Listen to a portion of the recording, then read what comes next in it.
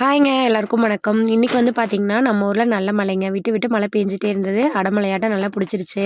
இந்த மழைக்கு சூடா ஏதாவது சாப்பிடணும் போலயே இருந்ததா, சரி நாட்டுக்கோழி வந்து அப்பா கட் பண்ணிட்டு வந்தாரு. குழம்புக்கு வந்து கொஞ்சம் எடுத்து வச்சுட்டு, கொஞ்சம் 2 லெக் பீஸ் அதுக்கப்புறம் ஒரு சின்ன சின்ன பீஸ் வந்து போட்டுட்டு, அதில வந்து சில்லி சிக்கன் செய்யலாம் அப்படின்னு சொல்லிட்டு இப்ப கலக்கிட்டு இருக்கோம். நான் வந்து இன்னைக்கு நிகழ்மகில இருந்து நம்மளுக்கு சென்ட் பண்ணியிருந்த சில்லி பவுடர்ல தான் வந்து செஞ்சேங்க. ரொம்ப சூப்பரா இருந்தது டேஸ்ட்டு. நம்ம வந்து எதுல சில்லி போடணும் அப்படின்னு நினைச்சாலும் இந்த பவுடர் யூஸ் பண்ணி போட்டோம் அப்படின்னா ரொம்ப சூப்பரா இருக்கும். இது கூட தேவை அப்படின்னா நம்ம இஞ்சி பூண்டு பேஸ்ட் போட்டுக்கலாம். எனக்கு வந்து லைட்டா உப்பு பத்தாத மாரி இருந்தது. அதனால வந்து நான் லைட்டா வந்து உப்பு மட்டும் சேர்த்துக்கிட்டேன்.